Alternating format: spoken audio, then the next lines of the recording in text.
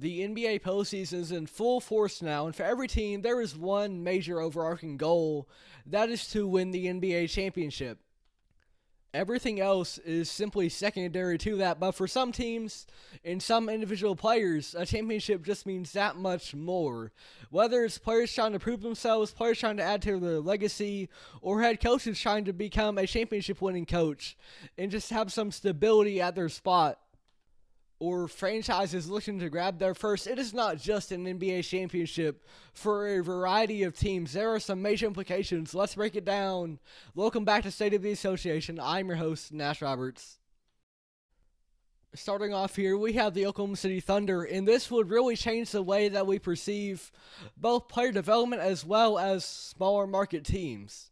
Because so often small market teams are seen as a major disadvantage. Stars don't necessarily want to go there, as opposed to the bright lights of New York or LA. But if OKC was to win a title, there could be a little bit of a shift in that narrative, because Oklahoma City, it doesn't get a lot smaller than that when talking about these NBA franchises.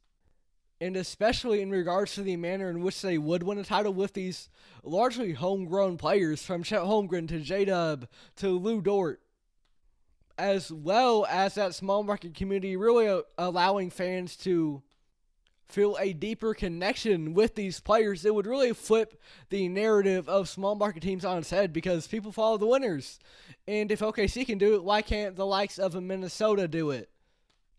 It would solidify Mark Daigneault as one of the best in the league. He's already getting a lot of recognition. This most recent anonymous players poll, I believe it might have had him as the best head coach in the NBA, and it's very well deserved. What he's done for this team has been nothing short of impressive. They've accelerated past every single timeline that one might expect, and that gets me into my next point about player development. It could really mark a major change in how we perceive the development of players and how quickly it is expected of them. Often, especially with homegrown talents, there is a lot of patience that is exhibited, and that is very fair. They come into the league, it's an entirely different adjustment. You're playing against the best in the world. No matter how talented you are, that is always an adjustment. There might be inefficiencies, inconsistencies, or just not a rounded out game. But for players like Chet Holmgren and Jalen Williams, they developed so quickly and pretty much made an instant impact from day one in spite of their youth. And this whole Thunder team is very, very young, so for them to win a championship this early in the timeline of the Oklahoma City Thunder in their era of SGA, Chet, J-Dub, this early in, winning a championship would be an incredible accomplishment. They're already the 1 seed. They've proven that they can do it in the regular season, and as we saw in the postseason last year, this is not a team of playoff shoppers. They are ready for the moment. An OKC Thunder championship would make them truly undeniable. Then we get to the top star on this team in Shai Gilgeous-Alexander. He is in the midst of a major polarizing and divisive MVP race alongside Nikola Jokic. And for both of these players, they are both having all-time great seasons. If this was any other year and one of these guys was putting up the campaign that they were having, it would be a no-brainer who the most valuable player in the league was. But because Shai's season coincides with an all-time season from Jokic, we still don't necessarily know who the clear choice for MVP is. And for SGA, no matter whether he wins it or not, and it looks like there's definitely a push for him to win, winning a championship and most likely becoming the Finals MVP, that's even bigger. That's the biggest accomplishment in all of the NBA. And so for him to even reach that next level and become something even greater than just an MVP, an OKC Thunder championship will lead to a lot of different conversations and shifts in how we perceive the league in terms of development, small market teams, and SGA as a whole. Maybe not just the MVP, but the Finals MVP as well, the head of the NBA champions. Moving over to the Eastern Conference, I have the Cleveland Cavaliers up next, and this is one that would also kind of shift how we perceive many factors of the NBA, particularly in regards to roster construction, as well as a factor that has been ubiquitous for the Cleveland Cavaliers in exercising patience. Because so often, especially with media from every corner, whether it's on major sites like ESPN or even on YouTube, these creators, or whether it's on social media like Instagram or Twitter, whatever it might be, sports media has been very sensationalized. And with that, seemingly there has been a growing lack of patience within the community, where if something doesn't work out for one season, immediately question marks are raised about the sustainability of this team, the sustainability of a core, or if this team should just blow things up. You want an example of that? Look at the Minnesota Timberwolves. Karl-Anthony Towns. Scratch that. Go back further to when the Timberwolves first traded for Rudy Gobert. Year one, it wasn't necessarily too pretty. They didn't have much of a record shift as they had compared to the prior year, and this was a move that was expected to make them a lot better. But they exercised patience, and they became the number 3 seed last year. But then in losing the postseason, they decided they need to change things up, and they got rid of Karl-Anthony Towns. So stuff like that, sports media has become so sensationalized, and we just kind of expect these big moves. But for the Cavs, they haven't really done that. They have stayed the course with Darius Garland, Donovan Mitchell, Evan Mobley, and Jarrett Allen. There have been question marks about the fit of these guys. Are Mobley and Allen, as two non-real shooters, can they fit together in that front court? Evan Mobley, is he going to truly tap into his potential and become a great offensive player? Darius Garland and Donovan Mitchell, these are two smaller guards in that backcourt. Yes, they're incredible offensively, but are they too much of a liability on that perimeter defensively? For the Cavs, they've stayed the course for multiple years now with this same core of the Cavs. All it took was a little bit more of a minor change in the head coach, and now they're on top of the East. In winning a championship, I think we could go back to a time of where exercising patience is more so accepted, and a push for some blockbuster move is not always seen as the best option, and instead, just staying the course, trusting in your players. A Cleveland Cavaliers championship could really mark a shift and a stop in the changing of the tide that we've had lately. Then individually, for my money, both Jarrett Allen and Darius Garland are some of the most underrated players at their respective positions. When you win a championship, though, especially as an integral piece to your team, any question marks that were had about you as a player, they shift entirely, especially if you have a great postseason performance. Look at the likes of a Jamal Murray, whose perception as a player is largely predicated upon his playoff success in becoming an NBA championship winning point guard. So for Garland in particular, there was a time where he was well respected as a point guard and near the top of the list in many people's eyes. Not the top for sure, but he was up there. He was in conversations with some of the best in the league.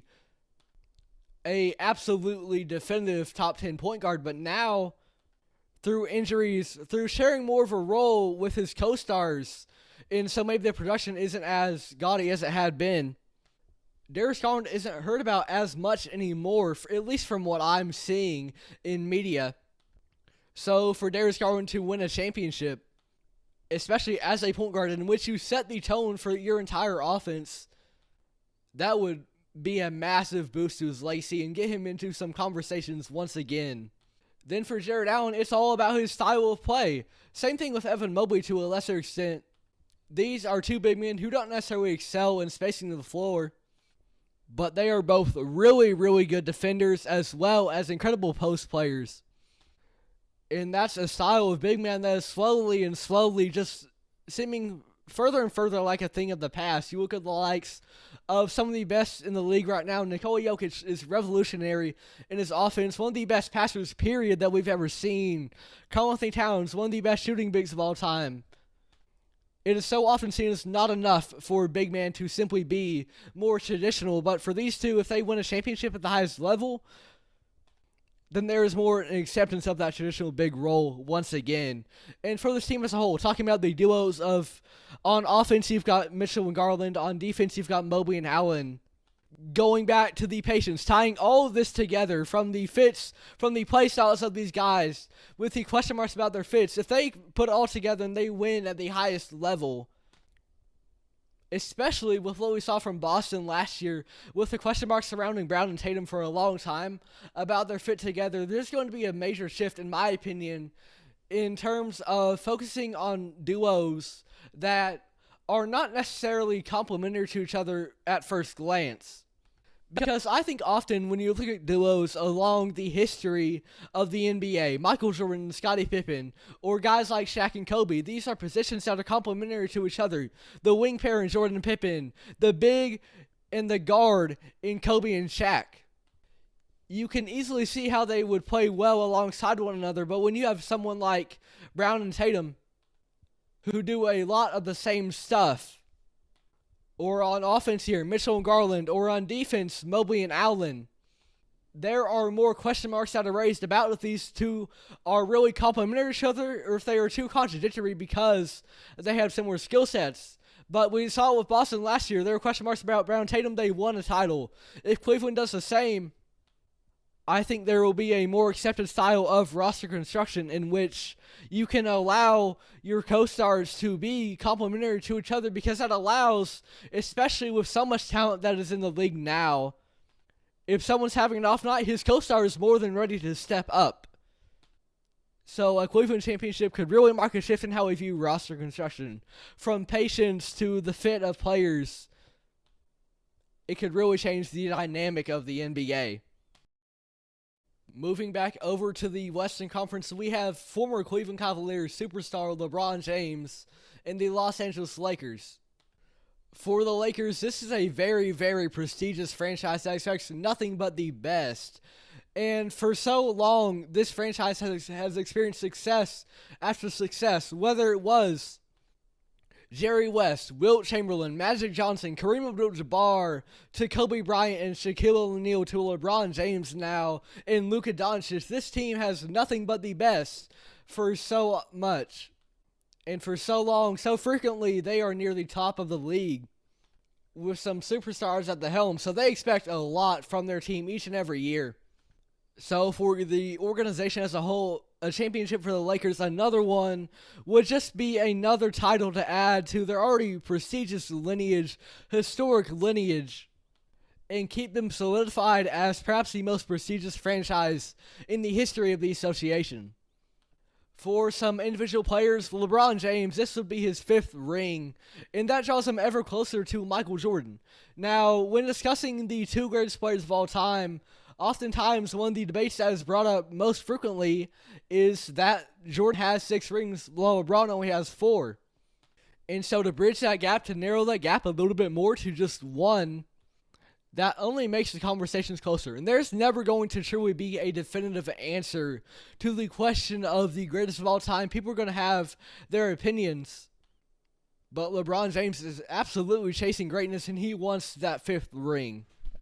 Then glancing over at the co-star in LA, of course, we have Luka Doncic. And for Luka, I think there's a lot of desire to win here, especially with the way that things went down in Dallas. GM Nico Harrison seemed to really believe that Luka Doncic was not the way to go in formulating a winning team, and not the kind of guy that would set the culture, set the conditioning, set the work ethic of the Dallas Mavericks. Instead would bring them down in spite of his incredible offensive performances. So for Luka, there is an innate desire for him to prove himself to be a winning player, not just to make the finals, but to win the finals. And that's not only to stick it to the Dallas Mavericks either, but instead it's also to solidify his place as perhaps a top 3 player in the NBA. At the end of last year, he was in a lot of those conversations. It was about him, Jokic, and Giannis. But now, guys like SGA are having incredible all-time seasons. And now he's probably solidified as top 5, but some people wouldn't necessarily have him top 3. So for him to win a championship and perhaps be the first player in the history of LeBron James' 20-year career to win a Finals MVP on the same team as LeBron, to be a player who is so dominant offensively that he is the biggest focal point. And of course, LeBron's got a lot of on-ball opportunities, but he is a little bit more secondary to Doncic in this offensive system. For him, for Luka to truly be that guy on a championship team, especially one with LeBron James, that really adds to his legacy and puts him right back in that conversation of best in the world. For the rest of this team, we have the likes of Austin Reeves, who it would be an incredible story for.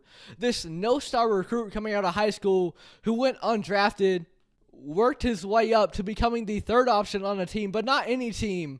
One of the most prestigious franchises in the history of the NBA, and the third option behind LeBron James, a top 2 player in the history of the association, and Luka Doncic, a top 5 player in the world.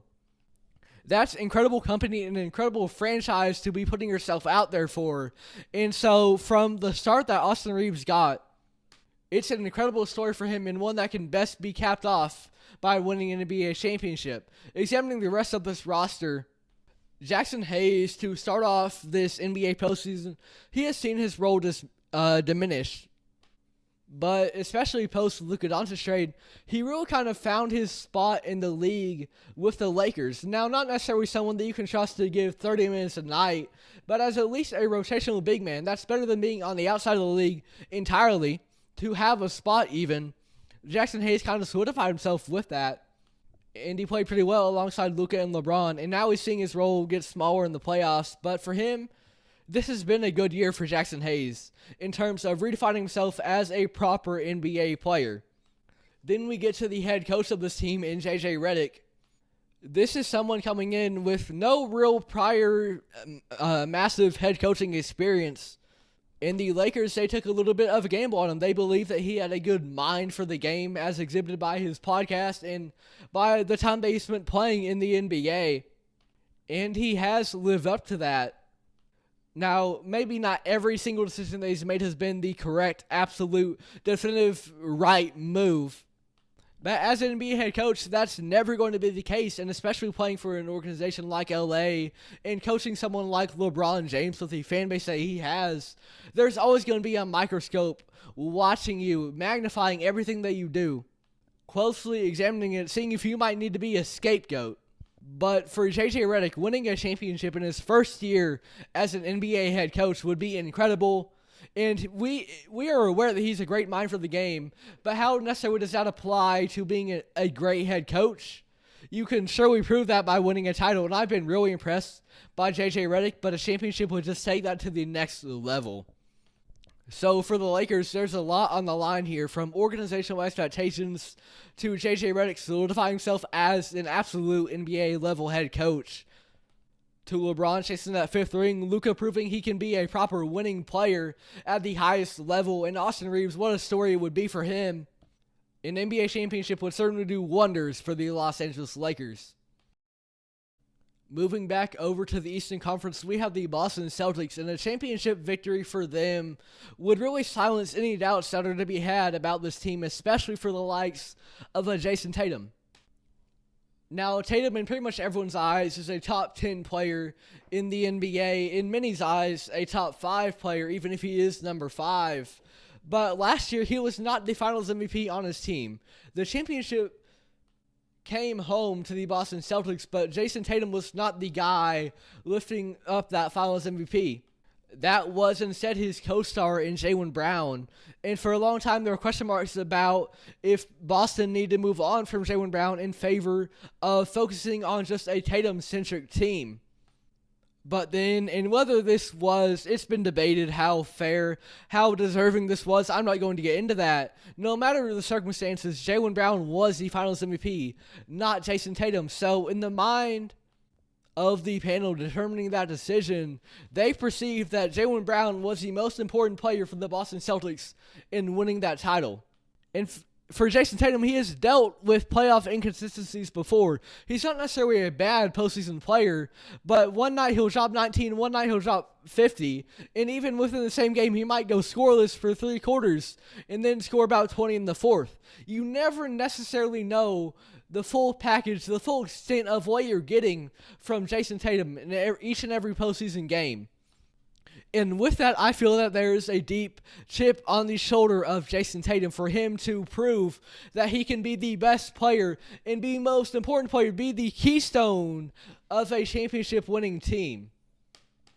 And becoming a 2-time NBA champion as well as a Finals MVP is probably near the top of his bucket list. I think of it pretty similar to the likes of a Steph Curry, who for his first 3 titles, he did not win a Finals MVP. Now, it was recognized that he was a revolutionary player and one of the most important cogs to the Warriors system, but that Finals MVP had always remained elusive. But then in winning his fourth, that really solidified his legacy as one of the best players that we've ever seen. Because now he was undoubtedly the most important player on a championship team. And you could make those debates in the past between him and Durant. But now it was solidified, in much in the same way with Tatum. I think a championship and a Finals MVP could really add to his legacy in the way that he is perceived. On to his co-star in Jaylen Brown. He is without a doubt one of the best, if not the best, number 2 option that the NBA has to offer. And really, this does not just apply to JB, but it applies to Kristaps. It applies to Derek White. All of these guys that are so bought into the Boston Celtics.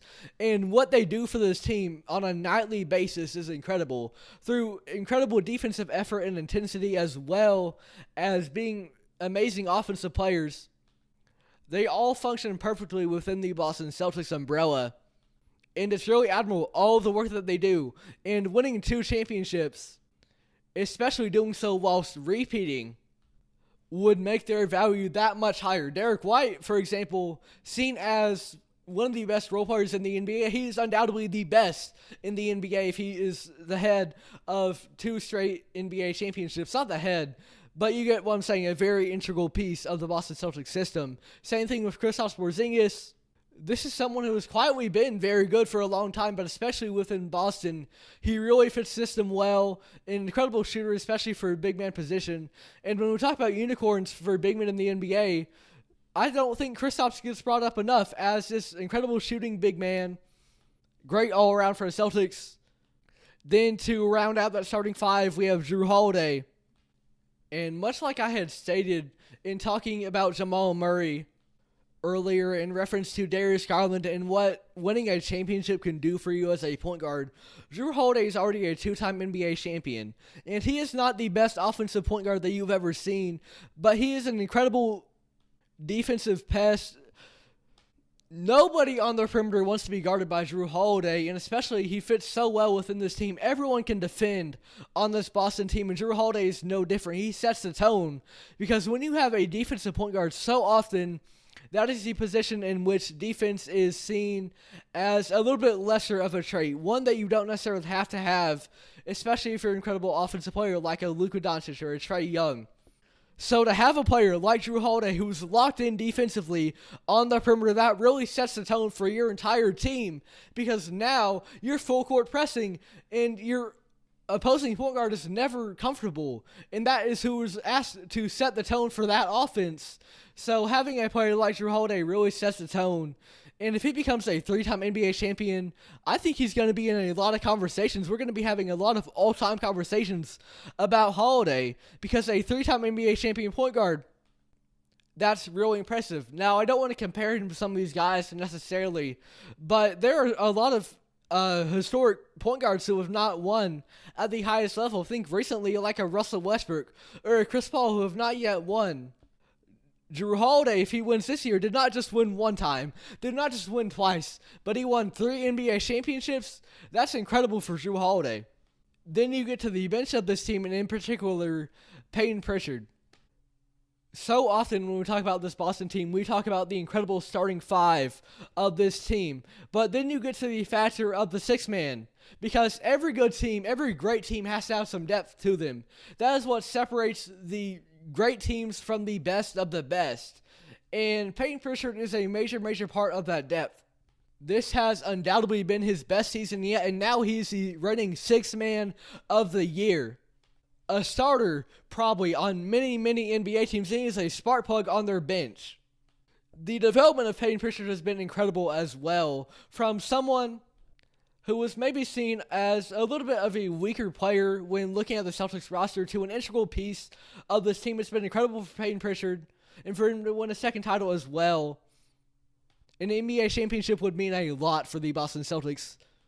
Tying it back in with the Lakers, there was a major organizational push as well, with his historically prestigious franchise to win yet another, as well as the core individuals of this team that make up a very strong defensive-minded, as well as lights-out offensively identity for this team. A repeat championship would be incredible for Boston and all the players that are a part of it. You look at the head coach in Joe Mazzulla as well. He inherited a team with a lot of talent on it, but as a head coach, you were asked to put all that together, and he has done precisely that. He's won at the highest level already, and they are well in contention for another title, becoming a two-time NBA champion head coach. That would be incredible for Joe Mazzulla, and what a job he's done over in Boston. Next up, we have the Minnesota Timberwolves moving back over to the Western Conference. And for Minnesota, there's a lot on the line for them. This offseason, they traded someone who had been there for almost a decade, a true franchise cornerstone. It was seen for the Minnesota Timberwolves in Karl-Anthony Towns. And in doing so, yes, one could argue that it was largely done for the financial implications of it. But for Minnesota, you don't move on from a guy like Karl-Anthony Towns unless you are confident in your decision and confident in your guys to be able to get the job done in the absence of Cat. This would especially be big for someone like Naz Reid, who, when this trade was made, it came out that Minnesota, they felt like Naz Reid could do about 80-90% of what Cat could do. And these are two players who were very similar in their play styles. These offensive-minded big men who can shoot. And arguably, Naz Reid's a little bit better of a defender than Karl-Anthony Towns. So even though he's still coming off the bench behind Randall, that would be a very good, really a legacy-defining, career-defining moment for Naz Reid to be an important piece in Minnesota winning a championship. This is an organization that put their trust in him and believed in what he could do. So for Naz Reid to win at the highest level would be an incredible story, especially as an undrafted player, that there were some issues coming out of LSU, especially in regards to his weight. Teams just didn't trust in him. Minnesota gave him a shot, and every year since then, we have seen his development, we've seen him get better, grow more confident as a player. What a journey it's been in Naz Reid, and now they're placing their faith in him, and number 11 is looking to deliver. Then we get to the star of this team, of course, in Anthony Edwards, and this would catapult him to superstar status. Now, he's already arguably reaching that level, someone who is a major personality as well as an incredible two-way player. But this year in particular, I've been really, really impressed by what I've seen from Ant. And it's easy to look at the box score year by year and see his points per game go up, right? And say, hey, this is the best year he's having. But it's really noticeable when you look at the leadership that he's taken on for this team. Once again, much like Naz Reid, this ties back largely to the Karl-Anthony Towns trade. Minnesota had faith in their guys, and another one they had faith in was Anthony Edwards to be able to get the job done in the absence of Cat. And Edwards has done everything that Minnesota could have asked him to do and more. He has evolved his game to not just be a drive-first player, but also someone you very much have to respect his three-point shooting. He has made the most threes this regular season than any other player this season. And this is someone who you would argue that his three-point shooting is not even his most desirable attribute. But Anthony Edwards was locked into what he needed to do. With the loss of Cat, you need more spacing on this team. Anthony Edwards delivered to that call. And for Anthony Edwards, there had always been a little bit of a power dynamic between him and Cat, simply because Cat had been there for 5 years before Ant had. So with that, even as Ant was transitioning and becoming an even greater player, there's still a little bit of a question of, if it comes down to it, who does this organization put all of their trust in? Do they keep with the man that they've had for 9 years in Karl-Anthony Towns, or do they go with Anthony Edwards, who is seemingly showing a higher ceiling, but hasn't been there as long? And they go with Anthony Edwards because this organization is bought into everything that he has. Not just what he does for you on offense, but also his defensive intensity as well. Especially among stars in the league, that is so rare to have someone on both sides of the ball performing at a very high level, and someone who wants to perform at a very high level. Anthony Edwards is precisely that. Then you look at the rest of this team. One person I really want to highlight here is Julius Randle. Of course, being in the Karl-Anthony Towns trade, this was seen as someone who was kind of like the Cat replacement almost. They play somewhat similarly as offensive-minded forwards. But coinciding with that, Randle also had many of the same question marks that had surrounded Karl-Anthony Towns, particularly in regards to his playoff performances and what he does for you in the postseason, because for years, No matter what Julius Randle had done in the regular season, he is a two-time All-NBA team member. The Knicks never necessarily fully committed to him because every time the postseason came around, he dropped in his efficiency and his consistency. And for a defensive player like Anthony Edwards on this team, you are able to have somewhat of an off game on the offensive end because you are able to make up for it by what you do defensively. But for Julius Randle, because he does not carry that same level, that same weight of defensive impact with him, if he's having an off game offensively, he doesn't have a lot to draw back on to still remain highly impactful. So that exemplified his offensive issues when you consider alongside his defensive performance. But Julius Randle in Game 2 had his playoff career high in scoring.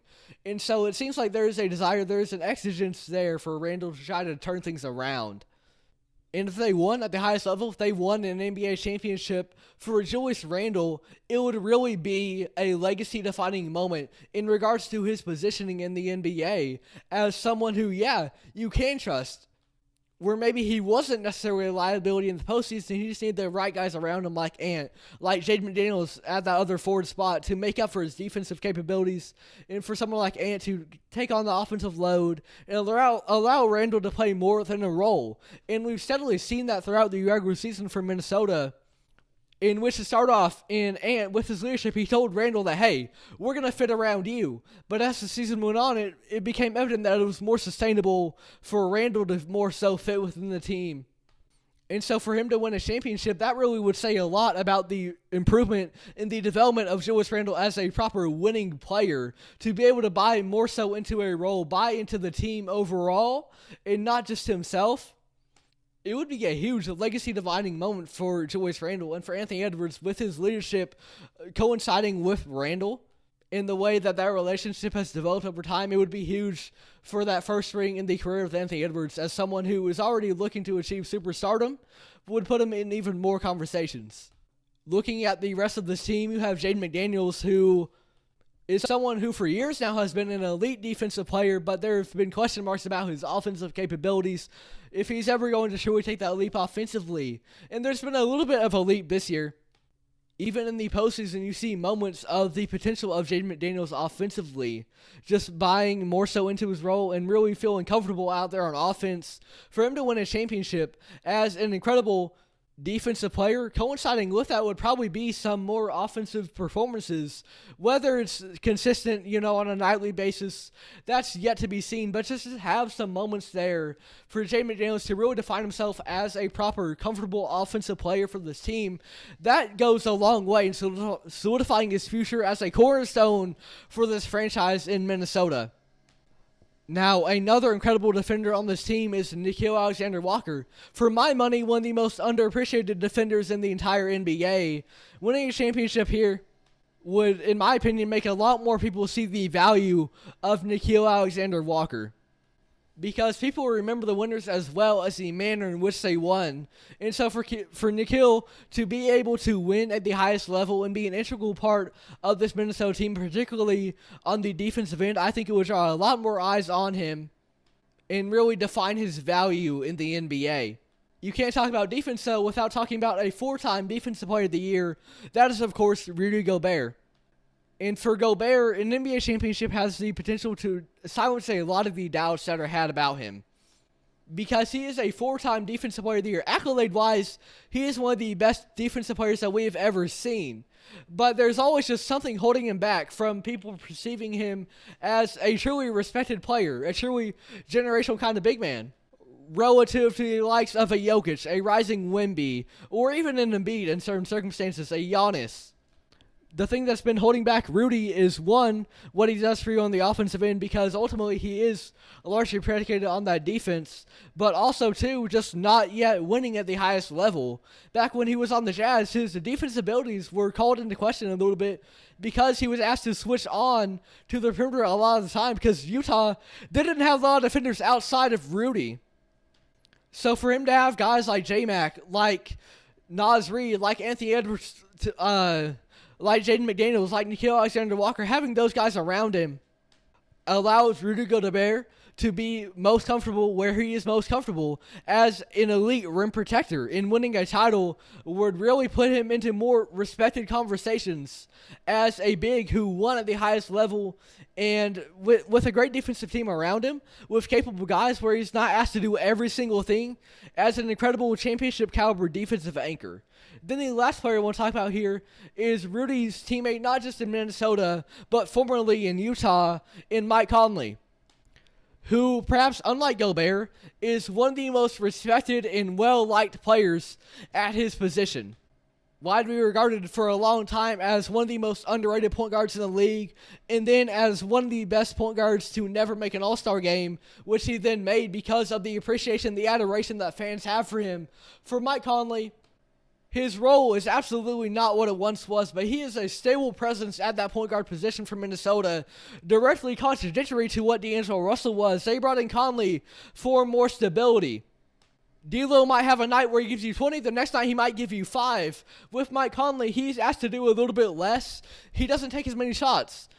He fits more within the role of Minnesota, and for him to win a championship, that would be an incredible story for Mike Conley, and one that I think a lot of fans want to see as this really well-respected player who just doesn't, necessarily have all the accolades, but someone who is really impactful for his respective teams throughout a long period of time. For him to finally reach that mountaintop with Minnesota would be an incredible story for Mike Conley. Then lastly, we get to the head coach of this team, and for Chris Finch, he is one of the best head coaches that Minnesota has ever had. But there have been question marks about his roster decisions and about, playing the young guys more. Some of the rotational decisions that he makes and trusting guys. But for Chris Finch to be able to win at the highest level, that solidified himself. That would solidify him as a top 2 Minnesota coach probably of all time, and put to silence some of the doubts about the philosophies of Chris Finch. Because he's liked in Minnesota, but as an NBA head coach, you always have to kind of have your bags packed. So for him to be a championship head coach would really solidify his spot over in Minnesota. And for this team as a whole, a championship would be something that they've never seen. And even getting to a point where they are within contention is something that they haven't seen since the Garnett era. So now for Anthony Edwards to be the face of that, that's incredible for Minnesota. An NBA championship would mean a lot for both the individual players, the head coach, as well as the overall franchise as a whole in their history. And that is all for today's episode of State of the Association. I've been your host, Nash Roberts. Thank you very much for listening. This was a long one, but I sure hope you made it all the way through. I hope we had some thorough conversations about truly what a championship would do for these teams. This is what I'm all trying to be about over here on State of the Association. I think recently we've kind of gotten into a groove with it, whether it was Wednesday's episode or this one, in which we are really diving into the context and being everything that State of the Association is supposed to be. I love to bring the narratives in, but also tie that into the nuances of the game. The psychology of basketball is what State of the Association is all about. Bringing storytelling back to sports journalism, but not just sensationalized, but instead tying that back to the game and understanding the psychology and the context behind it and the narratives, but also what that does for you on the court. I hope this was a great example of that. I hope it came out well. Thank you very much for listening. This has been State of the Association. What a postseason we have ahead of us. We are so blessed. We are so lucky as NBA fans. I'm so glad to be an NBA fan with all these matchups, with all these teams, with so much on the line for them. All of these implications. Thank you very much for listening. This has been State of the Association. I'm your host, Nash Roberts. What a time it is to be an NBA fan.